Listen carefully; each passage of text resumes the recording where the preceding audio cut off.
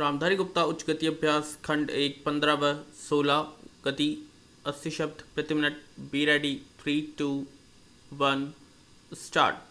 अध्यक्ष जी, किसी भी देश की विदेश नीति अपने में कोई स्वतंत्र नीति नहीं होती है, वरन वह किसी देश की आंतरिक नीति को स्पष्ट करती है। उदाहरण के लिए वह अमेरिका को ले सकते हैं।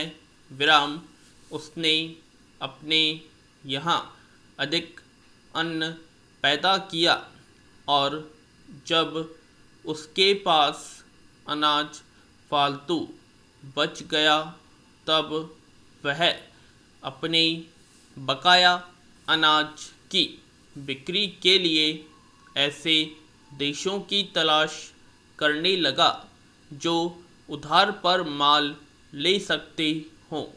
किंतु हमारी आंतरिक नीति ने यह तय किया कि खर्चीले ढंग से सरकार चलाएंगे और स्वदेशी मुद्रा की कोई राशि हमारे पास नहीं बचेगी। हमने कर भी लगा दिए और मुद्रा प्रसार भी कर दिया। कुछ संकट पड़ने के बाद इस बात की आवश्यकता को समझे कि उस पैसे का कहाँ अन्यत्र उपयोग कर सके। पैरा, श्रीमान, मुझे माननीय प्रधानमंत्री जी के इस कथन पर दुख होता है कि दुनिया के अमीर और गरीब देशों का अंतर लगातार बढ़ता जा रहा है। मैं उनसे यह पूछना चाहती हूँ कि भारत की विदेश नीति ने उस अंतर को घटाने की क्या कोशिश की है? क्या भारत सरकार ने कभी दुनिया की पंचायत में यह कहने की हिम्मत की है कि बालिग मताधिकार के आधार पर यूएनओ का चुनाव होकर एक संसद बनाई जाए? और क्या आप यह देखने की हिम्मत है कि फौज के हिसाब से कर लगाकर एक विकास का खाता खोल दिया जाए? जो देश विकसित नहीं है उनके मजदूरों का 1 घंटा हमारे देश के मजदूरों के 100 घंटों के बराबर माना जाता है, क्योंकि उनके पास साधन है। इसलिए यह अंतर और भी बढ़ता चला जा रहा है। किसी देश के अंदर आंतरिक नीति में अमीरी और गरीबी का अंतर बढ़ता चला जा रहा हो और वह दुनिया के देशों में विद्यमान अमीरी और गरीबी के इस बिल को समाप्त करेगा। यह समझ में आने वाली बात नहीं है। पैरा, अब मैं आपका ध्यान एक और बात की ओर दिलाना चाहती हूँ। पूर्वी जर्मनी को मान्यता देते हमें परेशानी होती है, इसलिए कि शायद पश्चिमी जर्मनी को बुरा लगे, लेकिन पश्चिमी जर्मनी ने तो अपनी रक्षा का भार दूसरों पर छोड़ दिया है। विराम, उसने अपनी पूरी शक्ति इस बात पर लगा दी है कि अधिक से अधिक उत्पादन किया जाए।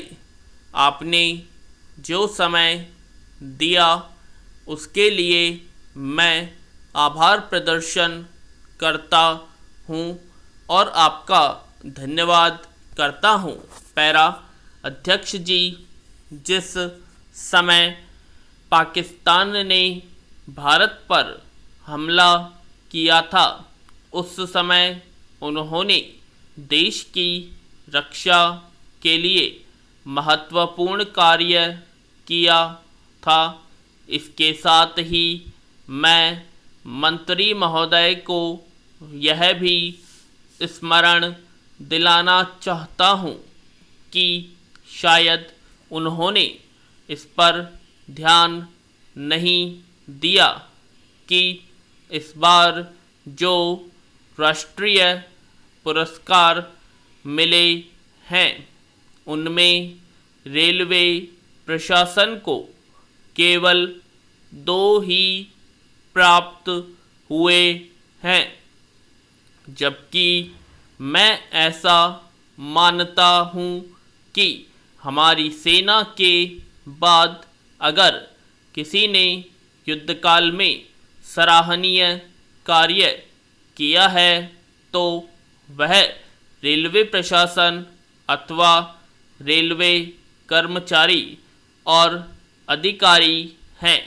इसलिए उनके मनोबल को बनाए रखने के लिए और उनको प्रोत्साहित करने के लिए रेल मंत्री को इस बात पर भी ध्यान रखना चाहिए और इसका प्रयास करना चाहिए कि जो भी इस तरह के प्रोत्साहन मिले उनमें रेलवे का विशेष ध्यान रखा जाए। पैरा रेल मंत्री महोदय ने अपने वक्तव्य में भी रेलवे कर्मचारियों की प्रशंसा की है या उनको प्रोत्साहन दिलाया है। विराम। लेकिन यह प्रोत्साहन शांति काल में भी बना रहना चाहिए। विराम। रेलवे ने युद्धकाल में जो काम किया वह तो देश की रक्षा का महान उद्देश्य था, लेकिन उसके बाद देश के निर्माण में या गरीबी मिटाने के लिए जो युद्ध होता है उसमें भी प्रत्येक रेलवे कर्मचारी का मनोबल उसी तरीके से बना रहे, इसके लिए भी रेल मंत्री महोदय को कुछ कदम उठाने की आवश्यकता है। मैं ऐसा मानता हूँ कि वह किसी भी तरीके से करे, उनका तरीका कुछ भी हो, लेकिन उनको यह करना चाहिए कि जितने भी रेलवे कर्मचारी हैं, जो भी रेलवे को मुनाफा हो उसमें वह साझेदार हों। चाहे आप उनको बोनस के रूप में कुछ दें, चाहे किसी और तरीके से दें, लेकिन हर वर्ग के रेलवे कर्मचारी को मालूम होना चाहिए कि यदि वह देश के निर्माण के संबंध में ठीक तरह से काम करेगा तो उसको पुरस्कार के रूप में या वेतन के अंश के रूप में अपने वेतन के अलावा पैसा मिलेगा। इसी प्रकार इस संबंध में मैं एक और सुझाव देना चाहता हूँ। स्वतंत्रता के बाद रेल प्रशासन भारत सरकार का प्रशासन हो गया है, लेकिन यह लोकसभा एक विशेष उद्देश्य को लेकर चुनी गई है। यह उस कार्यक्रम का एक नमूना ही है गांधी जी ने जीवन के सभी पहलुओं पर प्रकाश डाला था। धन को वे संयम से व्यय करने के हक में थे। पूर्ण विराम।